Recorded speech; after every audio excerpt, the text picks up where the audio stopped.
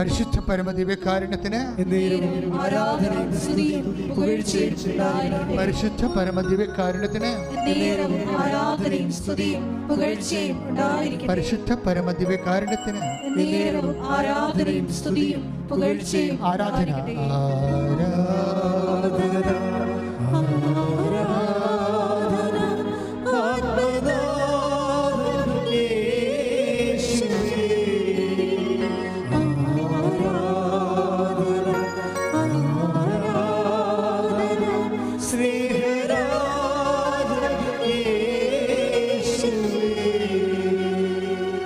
പരിശുദ്ധ പരമദിവ്യകാരുണ്യത്തിന് ആരാധനയും സ്തുതിയും പുകഴ്ചയും ഉണ്ടായിരിക്കട്ടെ. 15 126 56 ഒറ്റ നമ്പറല്ല, 3 നമ്പറാണ്. 15 ഒരു നമ്പർ, 126 നമ്പർ, 56 വരെ നമ്പർ. ഈ നമ്പറിന് പ്രാധാന്യമുള്ള വിഷയങ്ങളോട് ബന്ധപ്പെട്ടിരിക്കുന്ന വ്യക്തികൾക്ക് ദൈവികമായ അനുഗ്രഹത്തിൻ്റെ സൂചനകളാണ്. അത് വെച്ച് അവർ പ്രാർത്ഥിക്കാൻ ആവശ്യപ്പെട്ടിരിക്കുന്നു. സ്തുതിക്കട്ടെ. ഹല്ലേലൂയ, ഹല്ലേലൂയ, ഹല്ലേലൂയ, ഹല്ലേലൂയ, ഹല്ലേലൂയ. ദൈവിക സന്ദേശത്തിന് നന്ദി പറയുന്നു. ഹല്ലേലൂയ, ഹല്ലേലൂയ.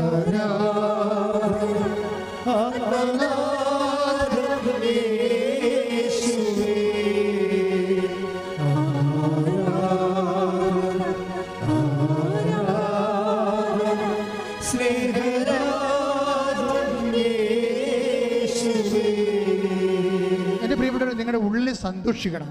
കാര്യം ഇന്നത്തെ ധ്യാനത്തെ കേട്ടതുപോലെ ദൈവം സമീപസ്ഥനാണ്. ഹൃദയം നുറുങ്ങിയവർക്ക് ദൈവം എപ്പോഴാണ് ഏറ്റവും കൂടുതൽ നമുക്ക് സമീപസ്ഥനാകണത് എന്ന് വിശുദ്ധ ഗ്രന്ഥം പറയുന്നുണ്ട്. ഹൃദയം തകർന്നവർക്ക് അവിടുന്ന് സമീപസ്ഥനാണ്. Take the word of God. സ്തുതിക്കട്ടെ. ഹല്ലേലൂയ, ഹല്ലേലൂയ, ഹല്ലേലൂയ, ഹല്ലേലൂയ, ഹല്ലേലൂയ. യേശുവേ നന്ദി, നന്ദി, നന്ദി, നന്ദി. ഹല്ലേലൂയ, ഹല്ലേലൂയ, ഹല്ലേലൂയ. കൈവീശിക്കൊണ്ട്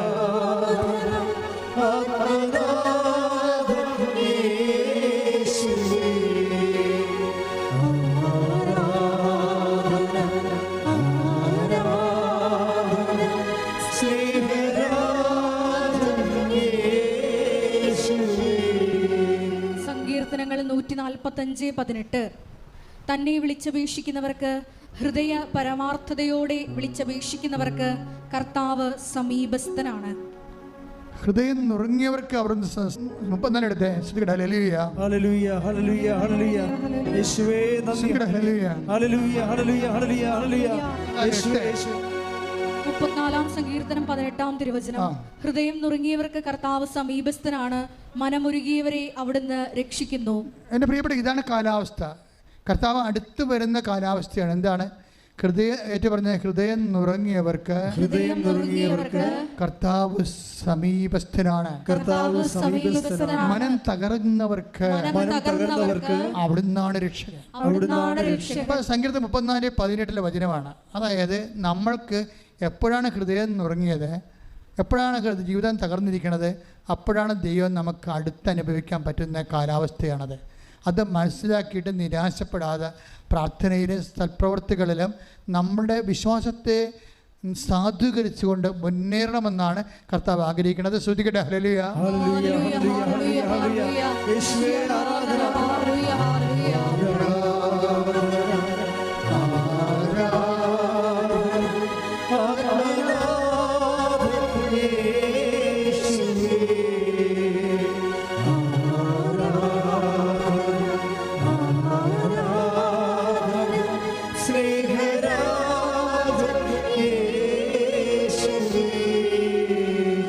സന്തോഷമായിട്ട് സ്വന്തം തലയിൽ കൈവെക്കുക. കർത്താവാണ് നിൻ്റെ തലയിൽ കൈവച്ചിരിക്കണം നീ ബോധ്യപ്പെടുക. അച്ഛൻ നിങ്ങൾക്ക് വേണ്ടി പ്രാർത്ഥിക്കുന്ന സമയമാണ്. ഞാൻ ഏറെ സന്തോഷത്തോടു കൂടി തന്നെയാണ് പ്രാർത്ഥിക്കുന്നത്. നിങ്ങളെ കർത്താവ് സ്പർശിക്കുന്ന സമയമാണ്. ഓൺലൈനിലുള്ളവരെ ഈ ധ്യാനം ഏത് കാലത്ത് കേട്ടാലും അപ്പോൾ ദൈവം നിങ്ങളെ അനുഗ്രഹിക്കാം. നിങ്ങൾ വിശ്വസിച്ചുകൊണ്ട് നിങ്ങളുടെ ശിരസിൽ കൈവച്ചുകൊണ്ട് വിശ്വാസപ്രമാണം ചെല്ലുകയോ കർത്താവിനെ സ്തുതിക്കുകയോ ചെയ്യട്ടെ. സ്തുതിക്കട്ടെ. ഹല്ലേലൂയ, ഹല്ലേലൂയ. കർത്താവേ, നിന്റെ ഉന്നതമായ നാമത്തിന് സ്വന്തം ചെയ്യുന്ന കർത്താവേ, കർത്താവേ, നിന്റെ വിശുദ്ധ പൗരോഹിത്യത്തെ മഹത്വപ്പെടുത്തണമേ. കർത്താവേ, സഭയിലുള്ള സാന്നിധ്യം പ്രകടമാക്കണമേ. അമ്മേ, പരിശുദ്ധമ്മേ, ദേവമാതാവേ, ഓരോ മകന് വേണ്ടി മകൾക്ക് വേണ്ടി മധ്യസ്ഥ വഹിക്കണമേ. എല്ലാ ഭൂഖണ്ഡങ്ങളിലുമുള്ള മക്കൾ ആരെല്ലാം എപ്പോഴെല്ലാം എവിടെയെല്ലാം ഈ സമയം ഈ ധ്യാനം കൂടുന്നുവോ അവിടെ എല്ലാം കർത്താവേ അമ്മേ അവർക്ക് വേണ്ടി മധ്യസ്ഥ വഹിക്കണമേ. ഉച്ച മുതൽ ഉള്ളംകാല് വരെ ഓരോ അവയവങ്ങളിലും കർത്താവ്, ഓരോ കോശങ്ങളിലും പേശികളിലും അസ്ഥികളിലും ഞെരുമ്പുകളിലും ധമനികളിലും ബിന്ദുക്കളിലും കർത്താവിൻ്റെ രക്തം നിറയട്ടെ. ഓരോ ധമനികളിലും ഓരോ പേശികളിലും ഓരോ കോശങ്ങളിലും ധമനികളിലും അസ്ഥിക്കുഴികളിലും കർത്താവിൻ്റെ രക്തം നിറയട്ടെ. ക്യാൻസർ രോഗങ്ങൾ, മാരക രോഗങ്ങൾ, തീരവേദികൾ യേശുവിന്റെ നാമത്തിലെ യേശുവിന്റെ നാമത്തിലെ യേശുവിന്റെ നാമത്തിലെ മാറിപ്പോകട്ടെ. ഹല്ലേലൂയ ഹല്ലേലൂയ ഹല്ലേലൂയ യേശുവേ നന്ദി. ഹല്ലേലൂയ ഹല്ലേലൂയ യേശുവിന്റെ നാമം ആരാധനയുടെ മഹത്വപ്പെടുത്തണമേ. സാക്ഷികളാക്കി ഉയർത്തണമേ.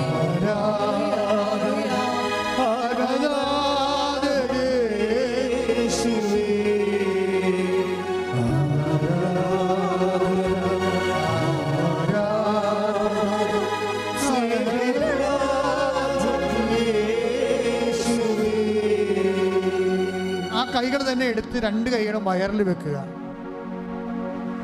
നമ്മളിപ്പോൾ പ്രാർത്ഥിക്കുന്ന ഉദരസംബന്ധമായ രോഗങ്ങൾ ഉള്ള നിങ്ങൾക്ക് മാത്രമല്ല, നിങ്ങളുടെ അറിവിൽപ്പെട്ട ആരെങ്കിലും ഉദരത്തിൽ ക്യാൻസർ, മക്കളില്ലാത്തവർ, പാങ്ക്രിയാസ് രോഗങ്ങൾ, കുടൽ രോഗങ്ങൾ, പഴുപ്പ് രോഗങ്ങൾ, നടുവെല്ലിൻ്റെ രോഗങ്ങൾ, കിഡ്നി രോഗങ്ങൾ, കരൾ രോഗങ്ങൾ, PCOD രോഗങ്ങൾ, പിസ്റ്റുല രോഗങ്ങൾ, അർസസ് രോഗങ്ങൾ, അൾസർ രോഗങ്ങൾ, രക്തംപൊക്കിൻ്റെ രോഗങ്ങൾ, മൊത്തം അറിയാതെ പോകുന്ന രോഗങ്ങൾ, എല്ലാ രോഗങ്ങളും സുഖപ്പെടാൻ വേണ്ടി ശ്രുതികട്ടെ. ഹല്ലേലൂയ. കർത്താവിന്റെ ഉന്നതമായ നാമത്തിന് സ്വന്തം ചെയ്യുന്ന കർത്താവേ, കർത്താവിന്റെ വിശുദ്ധ പൗരോഹിത്യത്തെ മഹത്വപ്പെടുന്ന കർത്താവേ, കർത്താവിന്റെ സഭയിലെ സാന്നിധ്യം പ്രകടമാക്കുന്ന കർത്താവേ, 38 വർഷമായി അർപ്പിച്ച യോഗ്യതയാൽ കൃപാസ്ഥാനത്താറെ ജീവനോടെ പ്രത്യക്ഷപ്പെട്ട പരിശുദ്ധ അമ്മയുടെ മാധ്യസ്ഥത്തിൽ മാരക രോഗങ്ങൾ, തീരവേദികൾ, കിഡ്നി രോഗങ്ങൾ, നടുവേ രോഗങ്ങൾ, അസ്ഥി രോഗങ്ങൾ, ഉദര രോഗങ്ങൾ യേശുവിന്റെ നാമത്തിൽ മാറിപ്പോകട്ടെ. ശ്രുതികട്ടെ.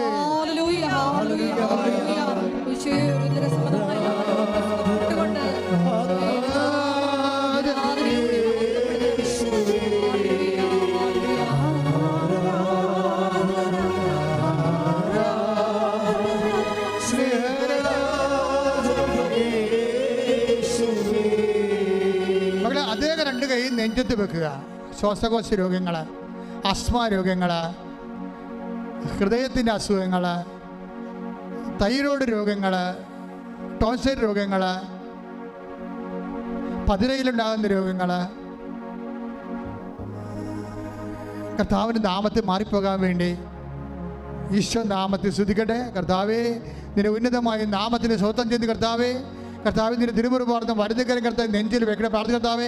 ബ്രസ്റ്റ് ക്യാൻസറുകൾ കർത്താവേ, നെഞ്ചിൻ്റെ മറ്റ് രോഗങ്ങൾ കർത്താവേ, നെഞ്ചിന് ശ്വാസമെടുക്കാൻ പറ്റാത്ത അവസ്ഥ കർത്താവേ, ന്യൂമോണിയ, ടൈഫോയിഡ് രോഗങ്ങൾ കർത്താവേ, സ്പോണ്ടിലോസിസ് രോഗങ്ങൾ കർത്താവേ, പിൻകടത്തിൻ്റെ രോഗങ്ങൾ കർത്താവേ, യേശുവിൻ്റെ നാമത്തിൽ പതിര് രോഗങ്ങൾ, കരൾ രോഗങ്ങൾ, യേശു ക്രിസ്തുവിൻ്റെ ഉന്നതമായ നാമത്തിൽ മാരക രോഗങ്ങൾ, ശ്വാസകോശ രോഗങ്ങൾ യേശുവിൻ്റെ നാമത്തിൽ മാറിപ്പോകട്ടെ. ശ്രുതിക്കട്ടെ.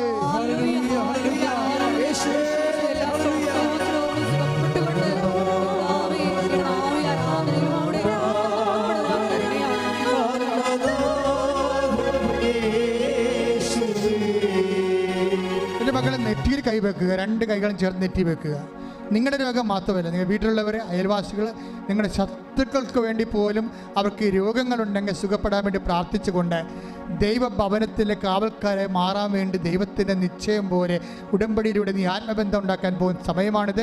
ശത്രുക്ക് വേണ്ടി പ്രാർത്ഥിച്ചുകൊണ്ട് നിൻ്റെ നെറ്റിയിൽ ശിരസ് കൈവച്ചുകൊണ്ട് എല്ലാവരുടെയും തലച്ചോറിന് വേദനയുള്ളവരുണ്ട്, ബ്രെയിൻ ക്യാൻസർ ഉള്ളവരുണ്ട്, തലച്ചോറിൽ വെള്ളം കെട്ടി നിൽക്കുന്നവരുണ്ട്, മൂക്കിന് കർത്താവ് വളഞ്ഞിരിക്കുന്നവരുണ്ട്, കണ്ണിന് കാഴ്ചക്കുറവില്ലാത്തവരുണ്ട്, ചെവിക്ക് കേൾവിയില്ലാത്തവരുണ്ട്, സംസാരിക്കാൻ പറ്റാത്തവരുണ്ട്, സംസാരിക്കാൻ പറ്റാത്ത കുഞ്ഞുങ്ങളുണ്ട്. അവരുടെ തൊണ്ടകളിൽ കർത്താവ് സ്പർശിക്കാൻ വേണ്ടി പ്രാർത്ഥിക്കുന്നു. കർത്താവെ സ്തുതിക്കണമേ. ശ്രുതികട്ടെ. ഹല്ലേലൂയ. എൻ്റെ കർത്താവിൻ്റെ ഉന്നതമായ നാമത്തിൽ, എൻ്റെ കർത്താവിൻ്റെ ഉന്നതമായ നാമത്തിൽ സഭയുടെ അധികാരത്തിൽ 38 വർഷം ഞാൻ അർപ്പിച്ച കൃപാന്റെ യോഗ്യതയാൽ കൃപാസ്ഥാനത്താറെ ജീവനോടെ പ്രത്യക്ഷപ്പെട്ട മാതാവിൻ്റെ മധ്യത്തിൽ എല്ലാ മാർഗരോഗങ്ങൾ, സംബന്ധമായ മുഴുവൻ രോഗങ്ങൾ, ഉച്ചമുതൽ ഉള്ളംകാൽ വരെയുള്ള എല്ലാ അസ്ഥി രോഗങ്ങൾ, പേശി രോഗങ്ങൾ യേശുവിന്റെ നാമത്തിൽ, ന്യൂറോ രോഗങ്ങൾ യേശുവിന്റെ നാമത്തിൽ മാറിപ്പോകട്ടെ. ശ്രുതികട്ടെ.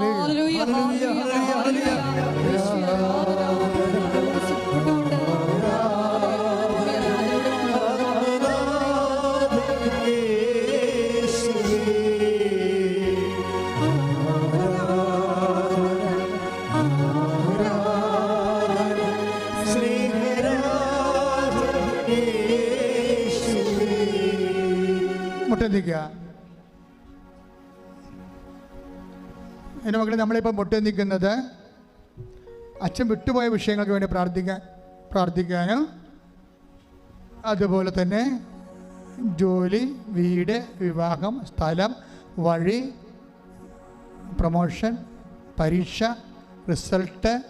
നമ്മുടെ കുഞ്ഞുങ്ങളെല്ലാം പരീക്ഷയിലാണ് കേട്ടോ. അപ്പം എല്ലാ മക്കൾക്ക് വേണ്ടി പ്രത്യേകം പ്രാർത്ഥിക്കണേ.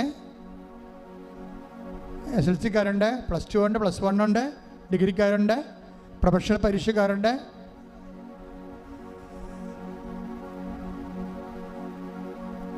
ജപ്തി നടപടി നേരിടാൻ പോകുന്നവരുണ്ട്, ലേലം നിശ്ചയിച്ചു പോയിട്ടുള്ളവരുണ്ട്, വീടില്ലാത്തവരുണ്ട്, ജയിലിലായപ്പെട്ടവരുണ്ട്, കേസായിപ്പോയവരുണ്ട്,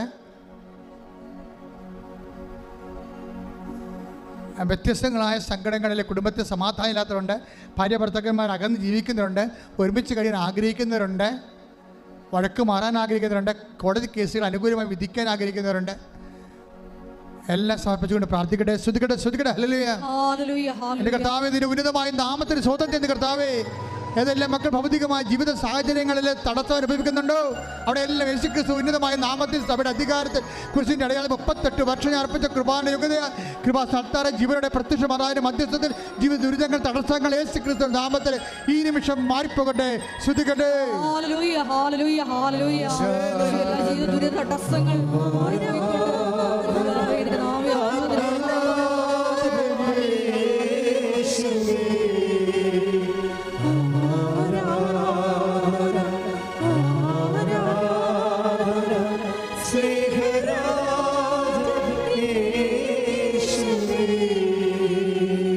പ്രാർത്ഥനാപൂർവ്വം ഇരുന്നും അവരുമായി പ്രാർത്ഥിച്ചുകൊണ്ടിരിക്കുക.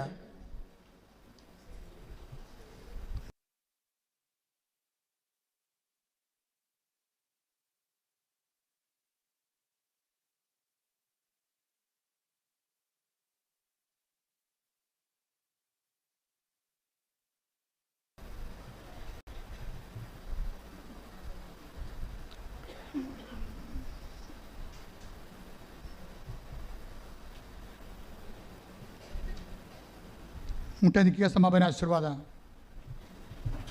ഒരിക്കൽ കൂടി മരിയൻ ഉടമ്പടിയിൽ സമർപ്പിച്ചിരിക്കുന്ന വിഷയങ്ങൾ ദൈവമാതാവിൻ്റെ മധ്യസ്ഥയിൽ ദിവ്യകാരുണ്യ സന്നിധിയിൽ സമർപ്പിച്ച് പ്രാർത്ഥിക്കാം. നമ്മുടെ ദൈവസ്നേഹ നിലപാടുകളിലൂടെ ദൈവപിതാവ് എനിക്ക് നിന്നെ നന്നായി അറിയാം, നീ എൻ്റെ പ്രീതി നേടിയിരിക്കുന്നു എന്ന് പറയത്തക്ക വിധം ഞങ്ങളുടെ ദൈവസ്നേഹം വർദ്ധിപ്പിക്കണമേ. ഉടമ്പടിയോട് കൂടുതൽ വിശ്വസ്തയോടെ പാലിച്ച് നിബന്ധനകൾ പാലിച്ച് മുന്നേറുവാൻ ഈ ആരാധനയിലൂടെ ഞങ്ങളെ അഭിഷേകം ചെയ്യണമേ എന്ന് പ്രാർത്ഥിച്ചുകൊണ്ട് ശിരസ് നമിച്ച് നമുക്ക് ദിവ്യകാരുണ്യ നാഥൻ്റെ ആശീർവാദം സ്വീകരിക്കാം.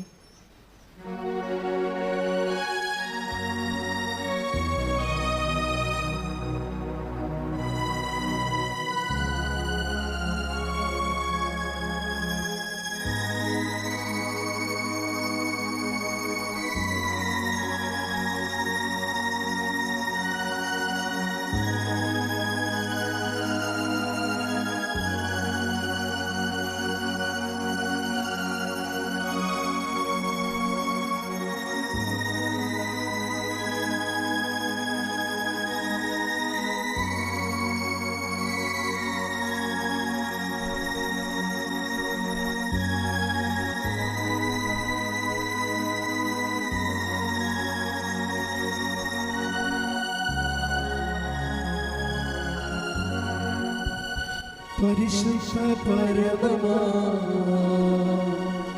ദിവ്യകാരുണ്യമേ, എന്നുമെന്നും അങ്ങേക്ക് ആരാധന. പരിശുദ്ധ പരമമാ ദിവ്യകാരുണ്യമേ, എന്നുമെന്നും അങ്ങേക്ക്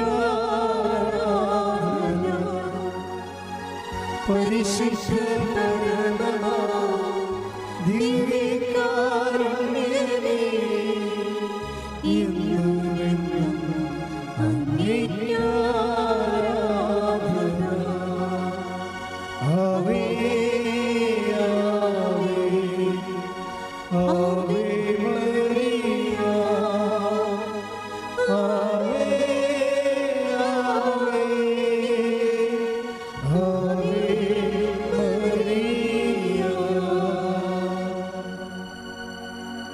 ഞങ്ങൾ ഒരു പ്രാവശ്യം ഡിസംബർ മാസത്തിൽ ഞങ്ങളിവിടെ ഹസ്ബൻഡിനെയും കൂട്ടി ഇവിടെ വന്ന അച്ഛനെ കൊണ്ട് പ്രാർത്ഥിപ്പിച്ച് പോയി. അതിൻ്റെ പിറ്റേ ആഴ്ചയിൽ ഞാനൊരു ക്യാൻസർ പേഷ്യൻ്റാണ്. അതിൻ്റെ തലേ ദിവസത്തേക്കുള്ള കീമോയുടെ ടെസ്റ്റിന് വേണ്ടി ഞങ്ങൾ രണ്ടുപേരും സ്കൂട്ടറിൽ പോയി തിരിച്ചു വന്ന് അത് പഞ്ചറായി ഞങ്ങൾ രണ്ടുപേരും വീണു. ഞാൻ ഒരു പൂവെടുത്ത് വെച്ചതുപോലെയാണ് ഞാൻ വീണത്. എനിക്ക് യാതൊരു കുഴപ്പവും പറ്റിയില്ല. ഹസ്ബൻഡിൻ്റെ കാല് മുറിഞ്ഞ് പെട്ടെന്ന് ഞങ്ങൾ ആശുപത്രി കൊണ്ടുപോയി. അവിടെ ചെന്ന് കഴിഞ്ഞപ്പോഴത്തേക്കിനും അവർ ഹാർട്ടിന് കിഡ്നിക്കൊക്കെ പ്രശ്നമുള്ള ആളാണ്. പെട്ടെന്ന് അവർ പാലായിൽ നിന്ന് കോട്ടയത്തിന് കൊണ്ടുപോയിക്കോളാൻ പറഞ്ഞു. അവിടെ ചെന്ന് കഴിഞ്ഞു. അവരത് കുത്തിക്കെട്ടിയതിൻ്റെ പിറ്റേ ദിവസം അപ്പം പോലെ മഞ്ഞ കളറിൽ പഴുത്തിരുന്നു. ഡോക്ടർ അത് പിറ്റേ ദിവസം തൊട്ട് ചെത്തി കിണർ പോലെയായി. ഒരു മാസം കൊണ്ട് കിണർ പോലെയായി. വെയിനെല്ലാം പുറത്തായി. ഞാൻ എന്ത് ചെയ്യും? ഞാൻ ഓപ്പറേഷൻ കഴിഞ്ഞ് 2 മാസം ആയതേ ഉള്ളൂ. അന്നേരത്തേക്കിനാണ് ഇങ്ങനെ അപകടം ഉണ്ടായിക്കഴിഞ്ഞ് ഞാൻ എന്ത് ചെയ്യുമെന്ന് ഇങ്ങനെ വിചാരിച്ച് എനിക്ക് ഭയങ്കര ബുദ്ധിമുട്ട്. സാമ്പത്തികമായിട്ട് 2 പേർക്കും വയ്യാത്ത കാരണം ഞാൻ ഒരുപാട് കഷ്ടപ്പെടുകയായിരുന്നു. അങ്ങനെ ഇരിക്കുമ്പോഴത്തേക്കിന് പുള്ളിക്ക് അസ്ഥിയിൽ കയറി പിടിച്ചെന്ന് പറഞ്ഞു മുട്ടിന് അവിടം വെച്ച് മുറിച്ച് കളയണമെന്നാണ് അവർ പറഞ്ഞത്. എനിക്കത് ഭയങ്കര സങ്കടമായിപ്പോയി. പെട്ടെന്നൊരു അപകടം ഉണ്ടായി. പെട്ടെന്ന് മുട്ട് മുറിക്കുകയും ഞാൻ എങ്ങനെ മുമ്പോട്ട് ജീവിക്കും എന്നെനിക്ക് അറിഞ്ഞുകൂടാ. കുഞ്ഞുങ്ങളൊക്കെ പഠിച്ചുകൊണ്ടിരിക്കുകയാണ്. എനിക്ക് പുറത്തിറങ്ങി ഒരു പരിചയമൊന്നുമില്ല. ഞാൻ അടുക്കളയിൽ തന്നെയുള്ള കാര്യങ്ങളൊക്കെ ചെയ്തിങ്ങനെ ഇരിക്കുന്ന ഒരാളായതുകൊണ്ട് പുറത്തിറങ്ങാനൊക്കെ എനിക്ക് വളരെ ബുദ്ധിമുട്ടായിരുന്നു. എവിടെ പോയാലും പുള്ളിയുടെ കൂടെയാണ് പോവുകയും കാര്യങ്ങളൊക്കെ നേടിയെടുക്കുകയും ചെയ്തുകൊണ്ടിരുന്നത്. ഞാൻ എന്ത് ചെയ്യണമെന്നറിയാതെ ഇങ്ങനെ വിഷമിച്ചിരിക്കുമ്പോൾ ഞാൻ ഈശോയോട് പറഞ്ഞു, എൻ്റെ മാതാവേ, കൃപാസന മാതാവേ, ഞാനിവിടെ വന്ന് പ്രാർത്ഥിക്കുന്നു, ഉടമ്പടിയിൽ നിന്ന് എല്ലാവരും സാക്ഷിയൊക്കെ പറയുന്നു, എനിക്കും ഒരു സാക്ഷിയായി നിൽപ്പാൻ നീ എന്നെ നിർത്തുമോ എന്ന് ഞാനിങ്ങനെ ചോദിച്ചു. പുള്ളിയെ ഇങ്ങനെ വിഷമിച്ചിരിക്കുമ്പോഴത്തേക്കിനും എന്ത് ചെയ്യും, പഴുത്ത് കയറിക്കൊണ്ടിരിക്കുകയാണെന്ന് പറഞ്ഞു. അവിടെ നിന്ന് പാലായിൽ നിന്ന് അവർ വീണ്ടും മെഡിക്കൽ കോളേജിന് വിടുകയും അവിടെ 1 മാസം കിടന്നു. മെഡിക്കൽ കോളേജിൽ നിന്ന് തിരിച്ച് പാലായി കൊണ്ടുവന്നു. അവിടെ 1 മാസം കിടന്നു. അത് കഴിഞ്ഞ് വീട്ടിലേക്ക് വരുന്ന വഴിക്ക് ഞാൻ വീട്ടിൽ കൊണ്ടുവന്നതിൻ്റെ പിറ്റേ ദിവസം പുള്ളിക്ക് ഭയങ്കര വിറയൽ, തുള്ളൽപ്പന പോലെ അങ്ങ് ആയിപ്പോയി. അത് കഴിഞ്ഞ് ഞാൻ പിറ്റേ ദിവസം ഞാൻ രാമപുരത്തിന് കൊണ്ടുപോയി അവിടെ അഡ്മിറ്റ് ആക്കാമെന്ന് വെച്ചപ്പോൾ അവിടെ ഡോക്ടർ പറഞ്ഞു, അമ്മേ, ഒത്തിരി അസുഖങ്ങളുള്ള ഒരു വ്യക്തി ആയതുകൊണ്ട് വൈകിട്ട് ഡോക്ടർമാരിവിടെ ഇല്ല, അതുകൊണ്ട് എന്ത് ചെയ്യും, മെഡിക്കൽ കോളേജിന് തന്നെ പൊക്കോളാൻ പറഞ്ഞു. ഞാൻ പിടിച്ചിട്ട് നിൽക്കുന്നില്ല. കയ്യിൽ 10 പൈസ പോലും ഇല്ല. മുഴുവൻ പൈസയും തീർന്നു. ഞാൻ എന്ത് ചെയ്യണം? നട്ടം തിരിഞ്ഞ് നിൽക്കുമ്പോൾ ഞാൻ കിസ്കോയിൽ അവിടെ അടുത്ത് കൊണ്ടുപോയി ടെസ്റ്റ് ചെയ്ത് കഴിഞ്ഞപ്പോഴത്തേക്കിനും ഭയങ്കര 530 ഷുഗർ, 400 പ്രഷർ. അതാണ് ഇങ്ങനെ തുള്ളിക്കൊണ്ട് പുള്ളി നിൽക്കുന്ന വിറയലായിട്ട് ഭയങ്കര കൂടുതലാണെന്ന് പറഞ്ഞു. അത് ഞാൻ പെട്ടെന്ന് ഉഴവൂർക്ക് ആശുപത്രി കൊണ്ടുപോയി. അവിടെ 1 മാസം കടന്നു കഴിഞ്ഞപ്പോൾ ഡോക്ടർ 1 മാസം കഴിഞ്ഞപ്പോഴാണ് പറഞ്ഞത് അസ്ഥിക്ക് പിടിച്ചു, കാല് മുറിക്കാതെ പറ്റില്ല, പത്തിയുടെ അവിടെ വെച്ച് കളയണമെന്നാണ് പറഞ്ഞത്. ഞാൻ ആകെ വിഷമിച്ച് ദൈവമേ, മുറിച്ച് കഴിഞ്ഞാലത്തെ അവസ്ഥ എന്താവും, ഞാൻ എന്ത് ചെയ്യുമെന്ന് വിചാരിച്ച് പെട്ടെന്ന് ഞാൻ പലരോടും വിളിച്ച് ചോദിച്ചു. അന്നേരം പത്തനംതിട്ട കുളനടയിൽ ഷുഗറിൻ്റെ ഒരു ഹോസ്പിറ്റലുണ്ട്, അവിടെ കൊണ്ടുപോയാൽ കാല് മുറിക്കാതെ ചികിത്സിക്കുമെന്ന് പറഞ്ഞു. ഞാൻ അവിടെ കൊണ്ടുപോയി. 5 പൈസ പോലും എൻ്റെ കയ്യിലില്ല. ഞാൻ വേറൊരാളോട്, സുഹൃത്തിനോട് പറഞ്ഞു. പെട്ടെന്ന് പുള്ളി വണ്ടി കൊണ്ടുവന്നു. ഞങ്ങൾ അവിടെ കൊണ്ടുപോയി കഴിഞ്ഞപ്പോഴത്തേന് അവർ ഇതെല്ലാം കണ്ടു കഴിഞ്ഞപ്പോൾ ഞാൻ നോക്കാം എന്ന് പറഞ്ഞു. ഞാൻ അങ്ങ് കരച്ചിലാണ്. എൻ്റെ കൈമുതലായിട്ട് കൃപാസന മാതാവിൻ്റെ പുസ്തകവും എണ്ണയും ഉപ്പും മാത്രമേ ഉള്ളൂ, പൈസയായിട്ടില്ല. ഞാൻ കണ്ണു അടച്ചൊരു പോക്ക് പോവുകയത്, ബാക്കി മാതാവെ നീ നോക്കിക്കോണം എന്ന് പറഞ്ഞ് അവിടെ ചെന്ന് കഴിഞ്ഞപ്പോൾ ഡോക്ടർ എന്നോട് പറഞ്ഞു, നമുക്ക് നോക്കാമേ, പേടിക്കണ്ടെന്ന് പറഞ്ഞു. പിറ്റേ ദിവസം തൊട്ട് ചികിത്സ തുടങ്ങി. അവിടുത്തെ ചികിത്സ കഴിഞ്ഞപ്പം ലാസ്റ്റ് 1 മാസം കഴിഞ്ഞപ്പോൾ ഡോക്ടർ പറഞ്ഞു, ആൾക്കാരെ അറിയിച്ചോളാൻ പറഞ്ഞു. ഇനിയും പുള്ളി 3 മാസം അങ്ങേ അറ്റം അത്ര ഉള്ളെന്ന് പറഞ്ഞു. എനിക്ക് സഹിക്കാൻ പറ്റത്തില്ല. ഞാൻ കുഞ്ഞുങ്ങളോടൊന്നും പറഞ്ഞില്ല. അവർക്ക് പരീക്ഷയാണ്. 2 പേര് നേഴ്സിംഗ് പഠിക്കുക, 3 ആൺകുട്ടികളാണ്. അവരെന്നോട് എങ്ങനെ പരീക്ഷ മുടങ്ങിപ്പോവും, കാരണം ഞാൻ കുഞ്ഞുങ്ങളെ അറിയിച്ചില്ല. വേദന ഉള്ളിലൊതുക്കി. സഹോദരങ്ങളൊന്നും അടുക്കുന്നില്ല. നമുക്കൊരു ക്ഷീണാവസ്ഥ വന്നു കഴിഞ്ഞപ്പം ആരും വിളിയില്ല, പറച്ചിലുമില്ല. അതുവരെ എല്ലാവരും കഞ്ഞി വെച്ചോ, കറി വെച്ചോ, കാപ്പ് കുടിച്ചോ, ഇന്ന് തന്നെ ഉണ്ടാക്കിയോ, ഇങ്ങനെയൊക്കെ ഡെയിലി ചോദിച്ചുകൊണ്ടിരുന്ന പെങ്ങന്മാർ പോലും ക്ഷീണാവസ്ഥ വന്നപ്പോൾ ആരും വിളിക്കുന്നില്ല. അങ്ങനെ വന്നു കഴിഞ്ഞപ്പോൾ ഞാൻ അങ്ങ് ഒറ്റയ്ക്കായും പോലെ എനിക്കൊരു തോന്നൽ. ഞാൻ മാതാവിനെ മുറുകെ പിടിച്ചു, മാതാവ്, ഞാൻ ഈ വീട്ടിൽ വന്നു കഴിയുമ്പോൾ ഭർത്താവില്ലാതെ എനിക്ക് ജീവിക്കാൻ യാതൊരു മാർഗവുമില്ല.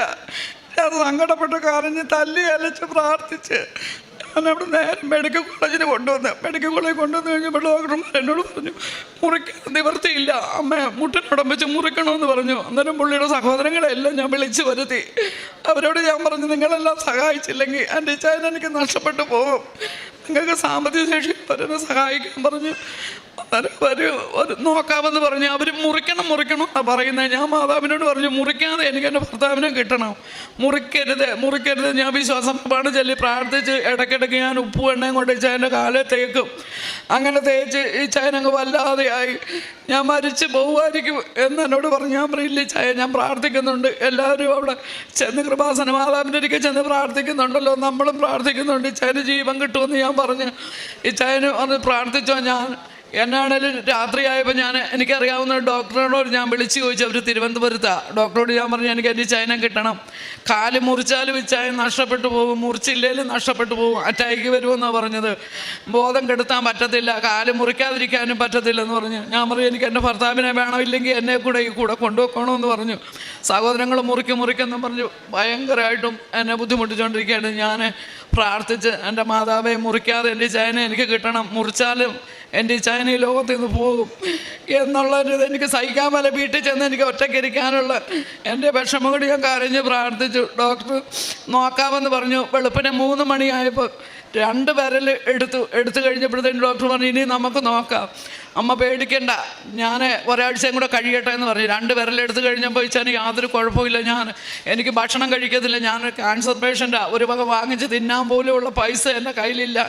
എനിക്ക് ഇച്ചാൻ രക്ഷപ്പെട്ട് കിട്ടിയാൽ മതി എന്ന് മാത്രമൊരു ചിന്തയുള്ളൂ. ഞാൻ നോക്കുന്നേ ഇല്ലായിരുന്നു. ഞാൻ എന്നെ മാതാവിനെ സമർപ്പിച്ചുകൊണ്ട് ഞാൻ ഇച്ചായനെ നോക്കിക്കൊണ്ടിരിക്കുക ചെയ്ത്. ഇച്ചായനൊരു പോറൽ പോലും വെക്കരുതേ, എൻ്റെ ജീവനുള്ളിടത്തോളം കാലം എനിക്ക് എൻ്റെ ഇച്ചായന് എൻ്റെ കൂടെ വേണമെന്ന് ഒറ്റ ആഗ്രഹം എൻ്റെ മുമ്പിലുള്ളായിരുന്നു. ഞാൻ എങ്ങനെ തെണ്ടിയാൽ പോലും ഞാൻ എങ്ങനെയും എൻ്റെ ഇച്ചായന് ജീവൻ കൊടുക്കണമെന്ന് ഒരൊറ്റ ആഗ്രഹത്തിൻ്റെ പുറത്ത് ഞാൻ അവിടുന്ന് പ്രാർത്ഥിച്ച് എനിക്കറിയാവുന്നവരോടൊക്കെ പറഞ്ഞു. കുറേ സഹായങ്ങൾ മറ്റുള്ളവരിൽ നിന്ന് മരുന്ന് മേടിക്കാനൊക്കെ എനിക്ക് കിട്ടി. അങ്ങനെ ഞാനൊരു തരത്തിൽ കൊണ്ടുവന്ന് മൂന്നാമത്തെ ആഴ്ചയായപ്പോൾ പെരുമാറിൽ കട്ട് ചെയ്യണമെന്ന് പറഞ്ഞു. ഡോക്ടർ പറഞ്ഞു, ഉറപ്പില്ലമ്മേ, സാധ്യതയുണ്ട്, അറ്റാക്ക് വരാനുള്ള സാധ്യതയുണ്ടെന്ന് പറഞ്ഞു. ഞാനവിടുന്ന് പ്രാർത്ഥിച്ച്, എൻ്റെ മാതാവേ സഹോദരങ്ങളില്ല, ആരുമില്ല സഹായിക്കാൻ, എൻ്റെ സഹോദരങ്ങളുമില്ല, എൻ്റെ ഇച്ചായൻ്റെ സഹോദരങ്ങളും ഇല്ലല്ലോ, ഞാൻ എന്നാ ചെയ്യൂ? പ്രാർത്ഥിച്ചതിൻ്റെ ഫലമായിട്ട് 3-ാമത്തെ വിരൽ മുറിച്ച് കഴിഞ്ഞപ്പോൾ ഇച്ചാന് യാതൊരു കുഴപ്പമില്ല. ഞാൻ അന്നേരം പറഞ്ഞു, എൻ്റെ ദൈവമേ മാതാവേ, ഞാനിവിടെ വന്ന് സാക്ഷി പറഞ്ഞോളാം, എനിക്ക് എൻ്റെ ഇച്ചായനെ ഇവിടെ കൊണ്ടുവരണം, ഇവിടെ കൊണ്ടു നിർത്തി എനിക്ക് സാക്ഷി പറയണോ എന്ന് ഞാൻ ആഗ്രഹിച്ചു. എനിക്കിവിടെ വരാനുള്ള വണ്ടിക്കൂലി സാഹചര്യങ്ങളും ഒന്നുമില്ല, സാധനങ്ങൾ മേടിക്കാനും ഒരു നിർവാഹമില്ല. ഞങ്ങളുടെ അടുത്ത് പലചരക്ക് കടയിൽ നിന്ന് ആ സഹോദരൻ ഞങ്ങൾക്ക് സാധനങ്ങൾ എന്തോരം വേണേലും മേടിച്ചു, പൈസ ഉള്ളപ്പോൾ മാത്രം തന്നാൽ മതിയെന്ന്. അതൊരു എനിക്കൊരു ആശ്വാസമായി. അവർ എൻ്റെ കൂടെ സഹോദരൻ്റെ ഭാര്യയും കൊച്ചും വന്നിട്ടുണ്ട് എൻ്റെ കൂടെ. അവരുടെ ഒരു താങ് എനിക്കുണ്ട്. അപ്പോൾ പട്ടിണി കിടക്കുകയല്ലെന്ന് എനിക്ക് ഉറപ്പായി. പിന്നെ മരുന്നിനുള്ള പൈസ ഞാൻ എന്ത് ചെയ്യും? എൻ്റെ അറിയാവുന്ന സിസ്റ്റർമാരോടൊക്കെ പറഞ്ഞു. അവർ 1-2 പ്രാവശ്യം മരുന്ന് മേടിക്കാനുള്ള പൈസ 4,000 രൂപ വേണം മരുന്ന് മേടിക്കാൻ. ഞാനിങ്ങനെ വിഷമിച്ചിരിക്കുക. എപ്പോഴും എങ്ങനെയാണ് വല്ലവരോടും ചോദിക്കുന്നത്, ദൈവമേ എൻ്റെ സാമ്പത്തിക ബുദ്ധിമുട്ട് മാറ്റി തരണം മാതാവേ. എന്നെ കണ്ട ആരും 10 പൈസ ഞാൻ ചോദിച്ചാൽ തരികയില്ല, ഞാൻ ക്യാൻസർ രോഗിയാണെന്ന് ആരും വിശ്വസിക്കുന്നില്ല. ഞാൻ സംസാരിക്കുന്നവരൊക്കെ പറയുന്നേ ഡോക്ടർക്ക് തെറ്റിപ്പോയി എന്നാണ് പറഞ്ഞു. ഞാൻ പറഞ്ഞത് കൃപാസന മാതാവാണ് എന്നെ വഴി നടത്തുന്നത്. ഞാൻ ഓപ്പറേഷൻ കഴിഞ്ഞ് 2 മാസം ഇരുന്നുള്ളൂ. 4 മാസം കണ്ടിന്യൂസ് ആയിട്ട് ഞാൻ ഇച്ചായനെ നോക്കി ഉറങ്ങാൻ എനിക്ക് സാധിച്ചിട്ടില്ല. 4 മാസം വീട്ടിലൊന്ന് ചെന്ന് എൻ്റെ ക്ഷീണം തീർത്ത് ഒരു ദിവസം മുഴുവൻ എനിക്ക് കിടന്നുറങ്ങണം എന്നാണ് ഞാൻ ആഗ്രഹിച്ചത്. അല്ലാതെ ഭക്ഷണം കഴിക്കണമെന്ന് പോലും എനിക്കില്ലായിരുന്നു. അതുപോലെ എനിക്ക് ഉറക്കക്ഷീണം ഉണ്ടായിരുന്നു. എന്നാലും ഇടയ്ക്കിടയ്ക്ക് ഞാൻ നോക്കും. ഇച്ചായൻ 2 പ്രാവശ്യം തുള്ളൽ ഇൻഫെക്ഷനായിട്ട് കട്ടിലിൽ നിന്ന് താഴെ പോയി. ഞാൻ നിലത്ത് ആശുപത്രി കിടന്നത് പാവിരിച്ച് എൻ്റെ ദേഹത്താണ് വന്ന് വീണേ. അതുകൊണ്ട് ഇച്ചാന് കാലോ കയ്യോ ഒന്നും ഒടിയാനൊന്നും പറ്റിയില്ല. പിന്നെ ഞാൻ ഡോക്ടറോട് പറഞ്ഞു, ഡോക്ടറെ ഇങ്ങനെ ഇങ്ങനെ തുള്ളപ്പനി പോലെ ഞാൻ ഇതുവരെ കണ്ടിട്ടില്ല, എന്നതാ ഇച്ചാന് വേറെ വല്ല കുഴപ്പമുണ്ടോ എന്ന് ചോദിച്ചു. പറഞ്ഞു, അമ്മ മൊത്തം ബോഡി ക്ഷയിച്ചിരിക്കുകയാണ്, ഞരമ്പിന് തളർച്ച ബാധിച്ചു, മസിലെല്ലാം അലുത്തുപോയി എന്ന് പറഞ്ഞു. അപ്പം ഞാൻ പറഞ്ഞു, ദൈവമേ അച്ഛൻ്റെ ഒരിക്കൽ കൊണ്ടുപോയി എനിക്കൊന്ന് പ്രാർത്ഥിപ്പിക്കണം, അച്ഛനൊന്ന് തൊട്ടാൽ മതി, എൻ്റെ ഇച്ചായൻ്റെ രോഗം സൗഖ്യം കിട്ടും. അങ്ങനെ ഞാൻ ആഗ്രഹിച്ചിരുന്നു. സത്യം പറഞ്ഞാൽ വണ്ടിക്കൂലിക്ക് പോലും എനിക്ക് നിർവാഹമില്ലാത്ത സ്ഥിതിയിലേക്കാണ് ഞാൻ വന്നത്. ദൈവം അവിടെയും എന്നെ വഴി നടത്തി ഇവിടെ വരാൻ സാധിച്ചു. എനിക്കിവിടെ ഒന്ന് കൊണ്ടു നിർത്തണമെന്നൊരാഗ്രഹം എനിക്കുണ്ടായിരുന്നു, അതെനിക്ക് സാധിച്ചു. അത് കഴിഞ്ഞ് എനിക്ക് പ്രേക്ഷിത വേല ചെയ്യണമെന്ന് മനസ്സിലാഗ്രഹമുണ്ടായിരുന്നു. എനിക്ക് പോയി ചെയ്യാൻ പറ്റത്തില്ല, എൻ്റെ ആരോഗ്യം മോശം, ഇച്ചായനെ ഇട്ടേച്ച് എനിക്കങ്ങ് പോകാനും പറ്റത്തില്ല. അങ്ങനെ വന്നു കഴിഞ്ഞപ്പോഴത്തേക്കും ഞാൻ ചോദിച്ചു, മാതാവേ എനിക്കൊരു പ്രേക്ഷിത വേല ചെയ്യണം, അതെങ്ങനെ എന്നെക്കൊണ്ട് സാധിക്കും എന്ന് വിചാരിച്ചിങ്ങനെ ഇരിക്കുമ്പോൾ ഈ അങ്കമാലിയിൽ നിന്നൊരു സഹോദരൻ ഇവിടെ കൃപാസന പത്രം കിട്ടി വന്നതാണ്. ആ പത്രം കിട്ടിയ സഹോദരൻ ഇവിടെ വന്നു കഴിഞ്ഞപ്പോൾ ഇവിടെ സിസ്റ്റർമാർ താമസിക്കാൻ സൗകര്യം കൊടുത്തു. ഒത്തിരി ദിവസം താമസിക്കാനുള്ള സൗകര്യം ഇല്ല എന്ന് പറഞ്ഞ് അവർ വളരെ വിഷമിച്ച് 3 കുഞ്ഞുങ്ങളും അപ്പനും അമ്മയുണ്ട്. പുള്ളി എങ്ങനെയാണോ ജോലിയൊക്കെ നഷ്ടപ്പെട്ട് അവർ വാടക വീടുണ്ടായിരുന്നു, അതൊക്കെ പൂട്ടി വാടക വീട്ടിൽ നിന്ന് അവരെ ഒഴിപ്പിച്ച് അവർ ഗത്യന്തരമില്ലാതെ നട്ടം തിരിഞ്ഞ് നിൽക്കുമ്പോഴാണ് കൃപാസനത്തിൽ പത്രം കിട്ടി വരുന്നത്. ഇവിടെ വന്നു കഴിഞ്ഞപ്പോഴത്തേക്കിനും അവർ ഒരാഴ്ച കഴിഞ്ഞപ്പോഴത്തേക്കിനും ഇവരുടെ കയ്യിലുണ്ടായിരുന്ന പൈസയൊക്കെ തീർന്നു പോയി. 5 രൂപ മാത്രമേ ലാസ്റ്റ് ഉണ്ടായിരുന്നെന്ന് പറഞ്ഞ് 5 രൂപയ്ക്ക് ഇവിടെ ഫ്രണ്ടിൽ ആരാണ്ട് ചായക്കടയിൽ നിന്ന് 1/2 ഗ്ലാസ് ചായ 3 മാസം പ്രായമുള്ള കുട്ടിക്ക് കൊടുക്കാൻ വേണ്ടി ചെന്ന് ചോദിച്ചു. അപ്പോൾ 5 രൂപയ്ക്ക് എങ്ങനെ ചായ, എന്ത് പറ്റിയെന്ന കടക്കാരത്തി അന്വേഷിച്ചപ്പോൾ പറഞ്ഞു ഇത് മാത്രമേ ഞങ്ങളുടെ കയ്യിലുള്ളൂ എന്ന് പറഞ്ഞു. അവർ 1 ഗ്ലാസ് പാലും കാപ്പി ആ 3 മാസം പ്രായമുള്ള കൊച്ചിന് കൊടുക്കാൻ വേണ്ടി കൊടുത്തു. ബാക്കി അപ്പനും മക്കളും എല്ലാം ഇവിടെ പട്ടിണിയാണ്, വെള്ളം കുടിച്ചിങ്ങനെ ഇരിക്കുമായിരുന്നെന്ന് പറഞ്ഞു. ഇതറിഞ്ഞൊരു സഹോദരി എന്നെ വിളിച്ച് പറഞ്ഞ്, ഞാൻ പറഞ്ഞു അവരോട് എൻ്റെ വീട്ടിലേക്ക് പറയാൻ പറഞ്ഞു. അവരെൻ്റെ വീട്ടിലേക്ക് വന്നു, വണ്ടിക്കൂലിക്ക് പൈസയൊക്കെ അയച്ചു കൊടുത്ത് വന്നു. അവിടെ വന്ന് ഒരാഴ്ച കഴിയുമ്പോൾ ഇവിടെ സണ്ണി ബ്രദർ പറഞ്ഞു നിങ്ങൾ പ്രാർത്ഥിച്ചേച്ച് അച്ഛനെ കാണാൻ പറ്റിയില്ല. ബ്രദർ പ്രാർത്ഥിച്ചേച്ച് പറഞ്ഞു നിങ്ങൾക്ക് ഒരാഴ്ചയ്ക്കുള്ളിൽ വീട്, ജോലി, താമസ സൗകര്യം എല്ലാം ഒരുങ്ങുമെന്ന് പറഞ്ഞു. അവിടെ വന്ന് ഒരാഴ്ച കഴിഞ്ഞപ്പം എന്നെക്കൊണ്ട് പറ്റുന്ന വിധത്തിൽ ഞാൻ അന്വേഷിച്ച് അവർക്ക് വീട് ഒരുങ്ങി, ആ മനുഷ്യന് ജോലി ഒരുങ്ങി, ആ കുഞ്ഞുങ്ങളെ പഠിപ്പിക്കാൻ ഒരു മൂത്ത കുട്ടി 2ാം ക്ലാസ്സിലും രണ്ടാമത്തെ കുട്ടി 1ലുമായിരുന്നു. അവരെ പഠിപ്പിക്കാൻ സ്കൂളിലുമൊക്കെ അയക്കാനും ഒക്കെയുള്ള സാഹചര്യം ഒരുങ്ങിക്കിട്ടി. വീട് എൻ്റെ കൂട്ടുകാരോട് പറഞ്ഞു സകല സാധനങ്ങളും മേടിക്കണം, എനിക്കാണെങ്കിൽ നിവർത്തിയില്ല എല്ലാ കൂട്ടവും മേടിച്ചു കൊടുക്കാൻ. ഓരോരുത്തരോടും ഞാൻ പറഞ്ഞു, ഒരു കൂട്ടുകാരത്തോട് പറഞ്ഞു 2 പാൻ മേടിക്കേ, വേറൊരു കൂട്ടുകാരത്തോട് പറഞ്ഞു നീ ഒരു കറക്കത്തി 4 പ്ലേറ്റും 1 ഗ്ലാസും മേടിക്കേ. എൻ്റെ ചേട്ടൻ്റെ ഭാര്യയോട് പറഞ്ഞു ഒരു കഞ്ഞിക്കല്ല്, ഒരു താവി, ഒരടുപ്പും അടപ്പും മേടിച്ച് കൊടുക്കണമെന്ന് പറഞ്ഞു. അങ്ങനെ പലരെ കൊണ്ട് ഞാൻ മേടിപ്പിച്ച് അവർക്കൊരു വാടക വീട് ഒരുങ്ങി അവിടെ കൊണ്ട് ഞാൻ താമസിപ്പിച്ചു. കഴിഞ്ഞ 14-ാം തീയതി ഞായറാഴ്ച കൊണ്ട് താമസിപ്പിച്ച് അങ്ങനെ ഒരു പ്രേക്ഷിത വേല എന്നെക്കൊണ്ട് വീട്ടിലിരുന്നുകൊണ്ട് തന്നെ എന്നെക്കൊണ്ട് ചെയ്യാൻ പറ്റി.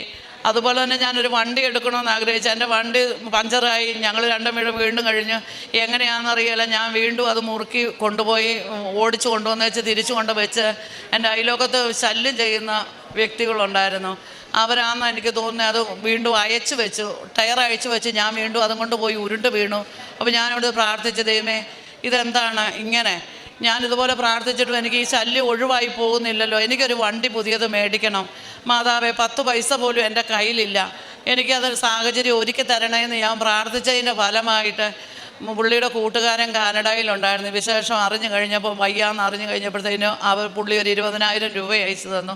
ഞാൻ മാതാവിനോട് പറഞ്ഞു മാതാവ് ഒരു വണ്ടി എടുക്കണം, ഒരു 15 രൂപ അതിൽ കൂടുതൽ ഒട്ടും ആകരുത്. ഞാൻ ചെന്ന് തിരക്കിയെടുത്തല്ല 25 രൂപ 23 രൂപ 35 70 ഒക്കെയാണ് പറയുന്നത്. മാതാവിൻ്റെ കാപ്പാട കളറിൽ എനിക്കൊരു വണ്ടി വേണമെന്ന് ഞാൻ ആഗ്രഹിച്ച് 10 പൈസ പോലും ഇല്ല, ഇങ്ങനെ ഇരിക്കുക. മരുന്ന് മേടിക്കാൻ പോലും നിവർത്തിയില്ല.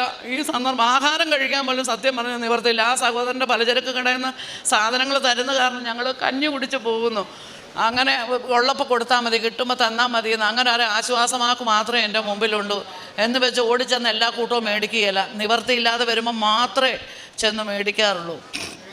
അവർ ഞാൻ ആ പുള്ളിയോടും പറഞ്ഞു എനിക്കൊരു വണ്ടി വേണം, 200 രൂപ വേണം വഴിയിൽ നിന്ന് വീട് വരെ വരാൻ. ഡെയിലി 200 രൂപ മുടക്കാൻ പറ്റുകയില്ല. ഇച്ചേനെ കൂടെ ആശുപത്രിയിലൊക്കെ പോകുമ്പോഴും ഓട്ടോറിക്ഷ പിടിച്ച് റോഡിൽ ചെന്നതിൻ്റെ ശേഷം വേണം പോകാൻ. വണ്ടി കിട്ടാൻ ഞാൻ സ്വപ്നത്തിൽ വിചാരിച്ചില്ല വണ്ടി മേടിക്കുന്നു.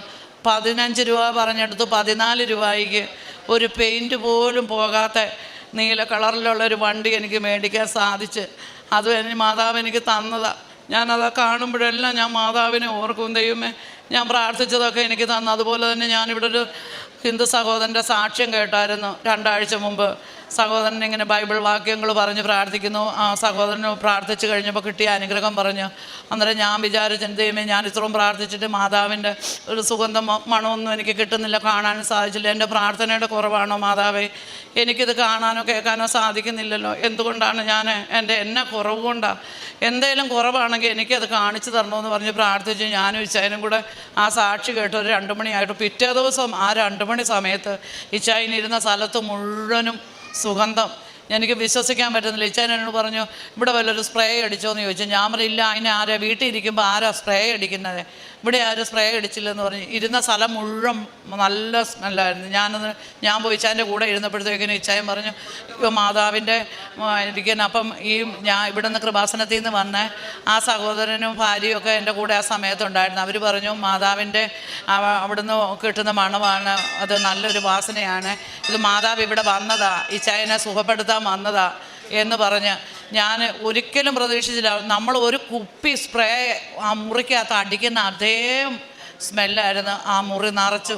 എൻ്റെ കണ്ണ് നിറഞ്ഞ് ഞാൻ പെട്ടെന്ന് വിശ്വാസ പ്രമാണം ചൊല്ലി പ്രാർത്ഥിച്ചു. ഞാൻ അന്നേരം ആ മണം ശ്വസിക്കുമ്പോഴും ഞാൻ പറയുന്നത്, എൻ്റെ ഇച്ചായൻ്റെ അസുഖം മാറ്റി കൊടുക്കണേ, പൂർണ്ണ ആരോഗ്യമുള്ളവനായിട്ട് ഇരിക്കണേ, എൻ്റെ രോഗവും മാറ്റി തരണം, എൻ്റെ കുഞ്ഞുങ്ങൾ പഠിക്കുന്നതേ ഉള്ളൂ, അവർ പഠിച്ച് പഠിത്തം പൂർത്തിയാക്കി കിട്ടണേ എന്ന് ഞാൻ പ്രാർത്ഥിച്ച്.